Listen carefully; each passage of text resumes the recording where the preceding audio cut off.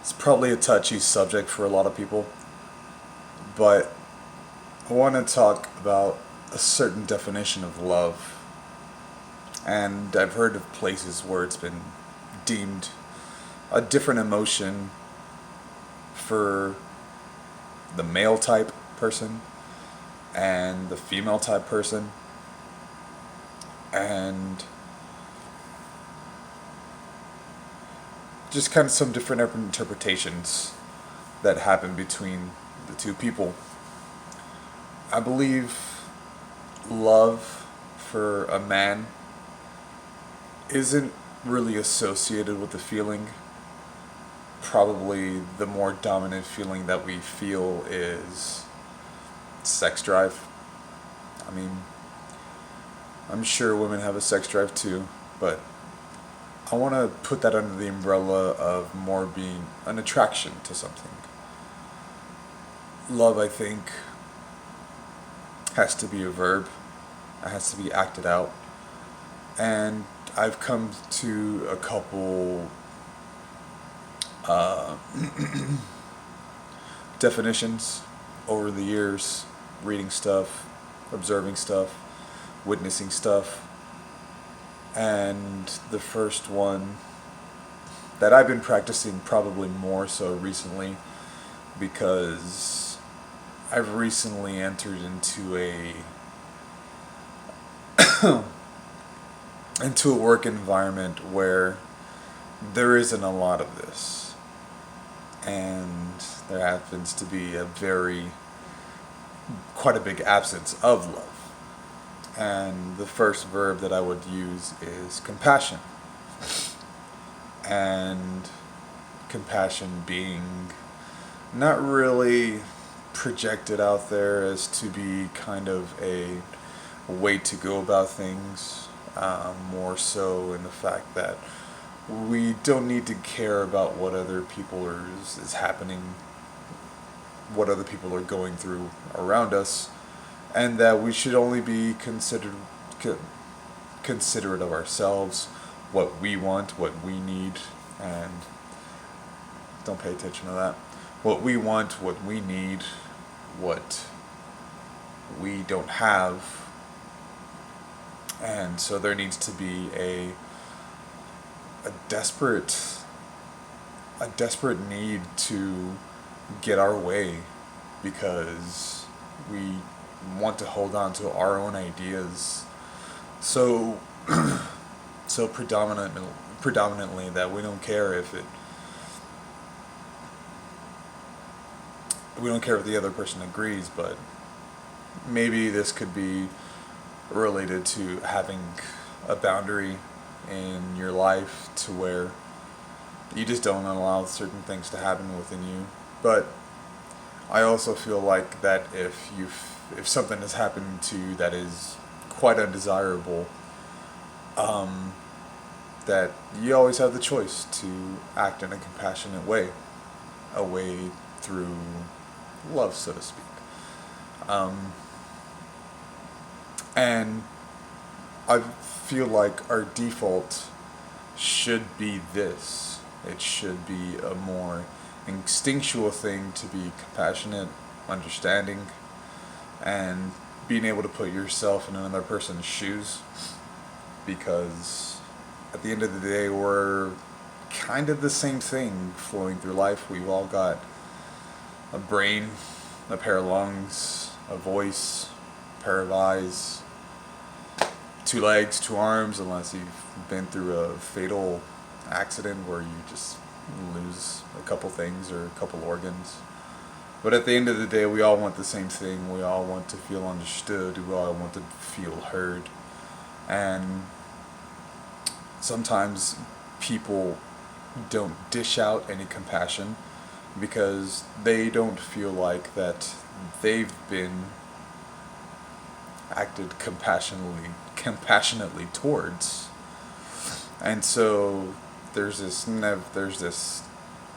I don't want to say cycle, but pattern of people not really being compassionate with each other because they're only going to want to be compassionate if the other person is compassionate. So If it's that way, then I think the only way to get through, or the only way to get this going, is to start being compassionate yourself first.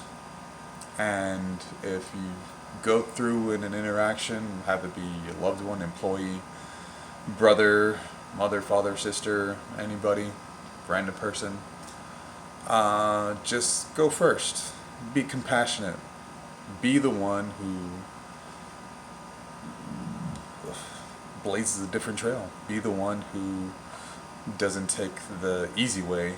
Be the one who is proactive about how they want to see other people and how they want to treat other people.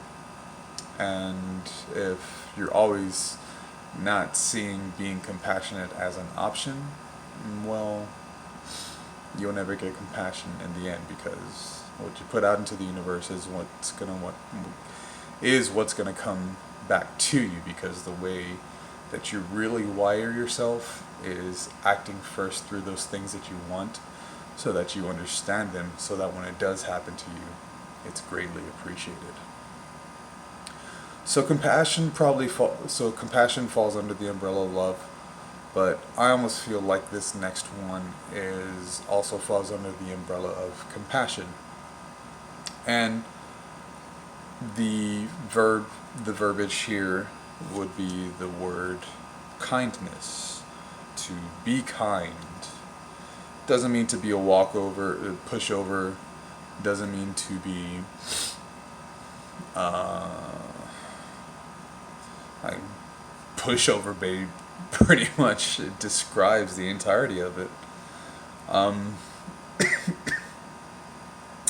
but to be kind is also probably to be giving. Um, and then I already want to go into another subset of this word love, because they're all so equally relatable that love is never coming from a place of receiving, although I know that women in particular love receiving love from men, being acted towards lovingly. I mean, understandable. Just an analogy that I would throw in there is that when a girl feels love, it feels like they're a little girl again, and that not in a sick way, but daddy's around, and I'm being showered and appreciated, and being told I'm valuable and worthwhile and all that stuff, and that's very, very helpful for women. They need that, so that falls under the umbrella of being kind, is to always think of people in a better headspace. Always think of them, even if they're acting self-destructive or even belligerent towards you, is to be kind, to take that choice to be kind and not return the thing that they're throwing at you. Or this doesn't even have to do with women in general, but say a guy's upset with you, he's talking shit, just like, what the fuck you doing, just getting upset, and you could either take the choice of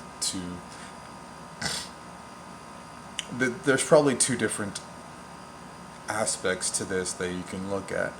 There's one where maybe this guy's throwing some hate at you because he has a lot of poor decision making, poor thought patterns, and also poor just relationship management skills. Or this could be someone who is a very respected person who is not being kind to you, and through that lens of compassion you can kind of interpret where this person's coming from. So practicing this umbrella of love is seeing the other person, acknowledging the other person, knowing how to see where the other person is coming from. And that takes a little bit of interpretation, a little bit of instinct, a little bit of gut. It's not thinking per se. It's more of a feeling. It's more intuitive. And there's not many people being very intuitive these days. And maybe some people are more capable than others. Some people have practiced more, trying to be more compassionate and more kind. And the more you practice these patterns, the deeper they become, the more it becomes your default state, the more it goes into, it becomes the projection of how you see the world.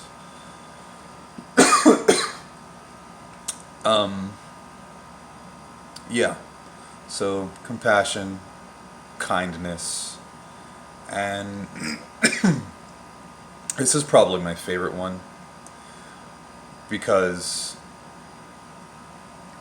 and maybe just because of the fact that I'm talking about it openly, sacrificing.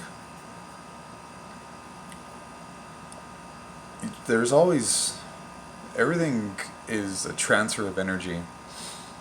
I mean, you do lose energy whenever you perform and whenever you act in these ways that are more compassionate, more kind. You're actually giving up resources from yourself to act in a certain way where there is more of a selfless approach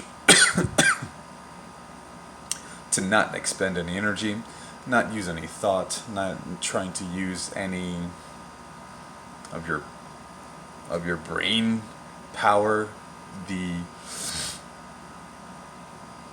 desire to not think. And this goes back to something I mentioned in another video, is that a lot of people can't even manufacture energy for their brain through diet and habits and addictions, and it just becomes a poor use of energy, a poor accumulation of energy, and a poor use of energy. And so, because I can't tell you how many times a day I see people tired, and there's probably two different versions of tired. It's let me check the temperature on my phone. There's probably two different versions of being tired. Is mental tiredness, where say you're focused at work and things are clicking here, clicking there, clicking here, clicking there, and it seems seamless. It's because you got the right kind of energy. But if you're stuck here and you can't move on to the next thing and you're stuck here, it's kind of a reflection just how agile your brain is not. I don't know if I mentioned this in another video, but there's this woman that I work with that that takes a moment to catch up to what's going on. And so there's something that's going on in our assembly area. I see it, I recognize it. I'm not jumping towards it, but I know it's there. And I'm focused on one thing already. And she's supposed to be focusing on the one thing already, the thing that's right in front of her. But she's not. She's focused on me, not focusing on the thing that I just witnessed. And so she uses her energy to say, hey, worry about that. I'm like, can't. Got this in front of me. I can only take on what's right in front of me. So it's not an emergency. It's not a fire. No one's going to die. And no one's in danger. So it's going to get done. But not as quick as you want it to. So this is probably one of the things that really irks me. But I'll also throw another verbiage under the umbrella is setting a boundary to not be marionetted by other people, by their anxieties. It's kind of a big boundary too. I'm a very people-pleasing person, but boundaries is probably has been a big theme throughout my life. So that one sacrifice thing that I was talking about is that sometimes it's not even about you. The more you can, I mean, you probably shouldn't sacrifice yourself for other people unless you've already done enough for yourself that you're able to give some of your own energy to other people. The way that I see that I've been able to make sacrifices of my own self for other people is because I've taken the time to take care of myself, nurture myself, making sure that things are in order, things are in place as much as possible within my means, within my skill set, to make sure that every day that I live, and very drastic, every day that I'm alive, that everything that I need to be taken care of is taken care of, because no one's going to do it for me. So if I check all those things off the list, I can then offer my attention to other people.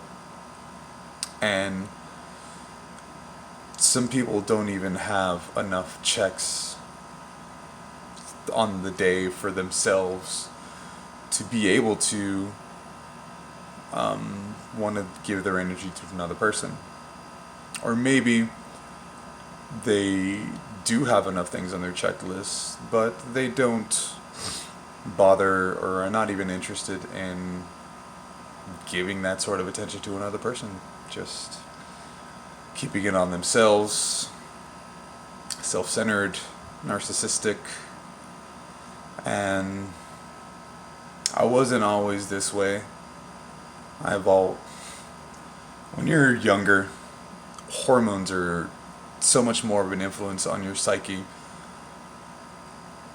Although I could be wrong, maybe this is only me in my particular case, where there are probably, some spaces in the world today where children are raised properly, they're given a healthy diet, not one loaded with sugar and junk and corn and processed shit, seed oils, vegetable oils that just ruin a growing boy's biology and give them early balding.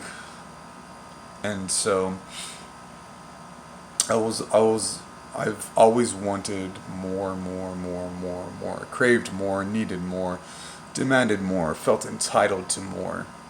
And it was always about me getting everything that I ever wanted, always. And this is a very loud voice, even still to this day, because there's some very enjoyable things these days that are quite alluring and take over your and try to take over your biology. And so, in order to not go insane, you need to know where you're coming from, first of all. You need to be aware of it, not let it pass you by, because if it's very apparent, other people are going to notice it if they're as perceptive as you, if they're a very perceptive person. So sacrifice of oneself for something you believe in, or for particular results you can put in the action, and you can have, it's going to land where it may.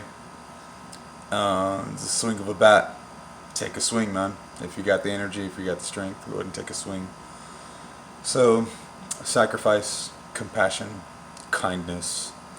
And I had a fourth one that popped up in my head right before I started the video, but this has already been such a good rant.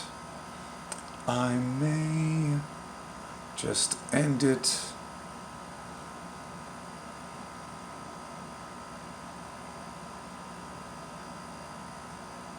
patience. Patience. Because in that giving of that energy of yourself, 5% of the time, things will go the way that you want. And it'll be a fucking surprise to you because you're not used to it. Because you put so much fucking effort into making things come out one way. But through the effort and the effort and the effort, you can only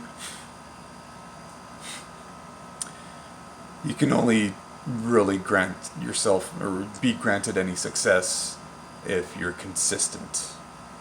If you're consistently moving in a way or acting in a way where it's coming from your higher self, from a place of love,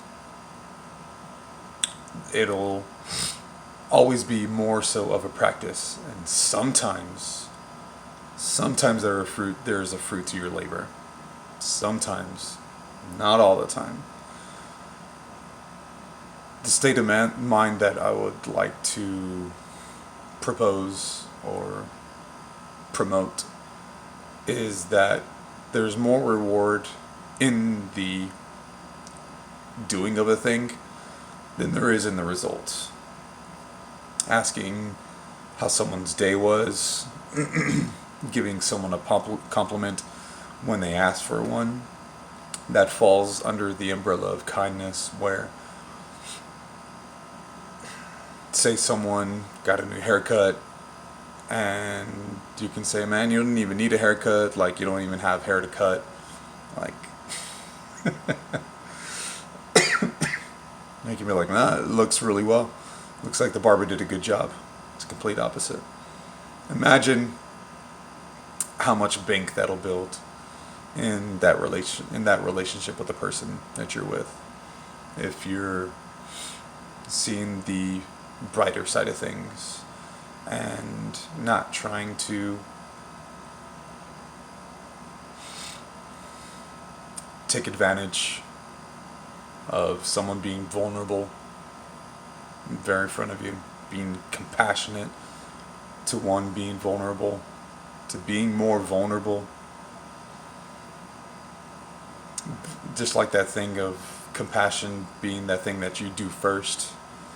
Maybe you want someone to be vulnerable, and so one way to get that through, break through that wall, not forcefully but gracefully and respectfully, is to be vulnerable, to say something that can let them can provoke them to drop their defenses. Because at the end of the day, I started with this too, we're all the same mass of human organs walking around with this thing that wants to play tricks on us, things that wants to tell you, no, go to sleep, don't put your light in a different position in your room because you're charging your phone, because it's going to be way too much trouble, you're going to be way too stimulated to go to sleep after you make this video, because you made such an effort to make it by stacking shit on top of shit on top of shit in front of a very, I wouldn't say well placed light bulb, but a proper light bulb. It is red. It's a nighttime bulb. So, compassion, kindness, patience, sacrifice. And I said one other thing too. It's grace. Grace may sound like a very